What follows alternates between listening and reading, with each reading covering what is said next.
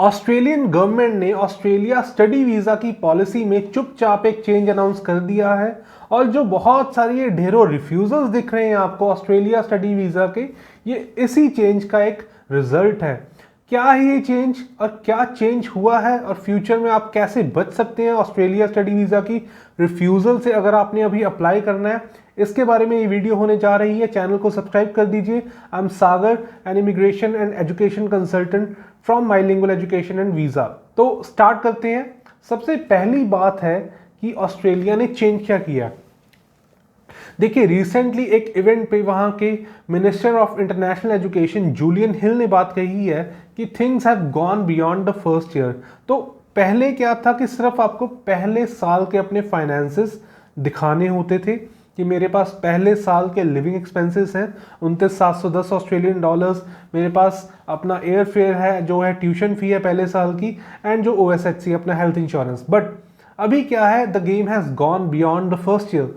अब पहले साल के बियॉन्ड चीज़ चली गई है, क्योंकि नाउ वहाँ की जो DHA है वो चेक कर रही है कि क्या आपके पास अपनी पूरी जो प्रोग्राम है, आपका 3 साल का प्रोग्राम है, 2 साल का प्रोग्राम है, 4 साल का प्रोग्राम है, क्या आप उस पूरे प्रोग्राम को अफोर्ड कर सकते हो कि नहीं कर सकते। अब those who have really deep pockets, जिनके पास अच्छा खासा पैसा है, जिनके पेरेंट्स वेल अर्निंग, उनको कोई इशू नहीं होगा यहाँ पे। They will have enough income और उनका सब कुछ सॉर्टेड है। बट इशू कहाँ पे क्रिएट होना है? इशू क्रिएट होना है when you are taking out an education loan. And यहाँ पे वो चेक कर रहे हैं कि जो आपने एजुकेशन लोन लिया है उसमें जो आपने अपनी प्रॉपर्टी के पेपर्स यूज़ करे हैं, आपने जो सैलरीज दिखाई हैं, जो भी अपनी हाउस होल्ड इनकम दिखाई है, वो सारी चीज़ें, सिर्फ एजुकेशन लोन वाले ही नहीं, दूसरे स्टूडेंट्स भी, उनने ये जो सारी चीज़ें दिखाई हैं वो जेन्युइन है या वो फेक हैं।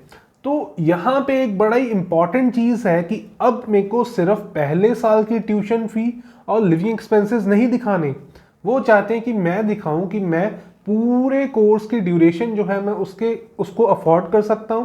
और अगर मैंने कोई एजुकेशन लोन लिया है तो जो जहां से भी लिया है, जो सोर्सेज दिखाए हैं मैंने कि इसके अगेंस्ट एजुकेशन लोन लिया है, वो भी जेन्युइन होने चाहिए। और उनमें कोई ऐसा नहीं है कि 15 लाख की प्रॉपर्टी है तो वो 20 लाख की दिखा दी, कोई इन्फ्लेशन नहीं चाहिए। तो एक बड़ा ही मेजर चेंज है। मिनिस्ट्रियल डायरेक्शन 106 जो कि जेन्युइन स्टूडेंट का एक पार्ट है, वहां से ये चेंज आया है।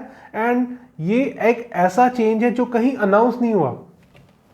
फ्यूचर में जब नया फाइनेंशियल ईयर शुरू होगा जुलाई के बाद, वहां पे उसमें जो चेंजेस आएंगे वहां पे मे बी माइग्रेशन नंबर्स को कम करने की बात करी जाएगी। वही रिटॉरिक जो बोलते रहते हैं कि माइग्रेशन नंबर्स कम करने हैं, इमिग्रेशन कम करनी, ये वो। बट उसमें ऐसा हो सकता है कि वहां पे आपको ये कुछ दिखे। अब चीज़ क्या है? चीज़ ये है कि आपकी जो फाइल है अब बड़े ही ध्यान से लगानी पड़ेगी। आपको फंड्स जो हैं बड़े ध्यान से लगाने पड़ेंगे। जो मैन्युफैक्चर्ड डॉक्यूमेंट्स हैं, जो बोगस चीज़ें हैं, वो नहीं चलेंगी यहाँ पे। You have to be honest. अगर नहीं है तो लीव ऑस्ट्रेलिया, बहुत सारे अच्छे ऑप्शंस हैं। आप जर्मनी जा सकते हो, ठीक है, आपके पास वहाँ पे तो फ्री एजुकेशन भी है अगर आपकी प्रोफाइल अच्छी है। आपके पास और भी ऑप्शंस हैं, यूरोप में बहुत सारे ऑप्शंस हैं। बट यहाँ पे आपको यही है कि अगर ऑस्ट्रेलिया में आपको यहाँ पे ये इशू आएगा फंड्स का, तो आप दूसरी कोई डेस्टिनेशन चूज कर लीजिए। You will be better of and आपका फ्यूचर भी बन जाएगा।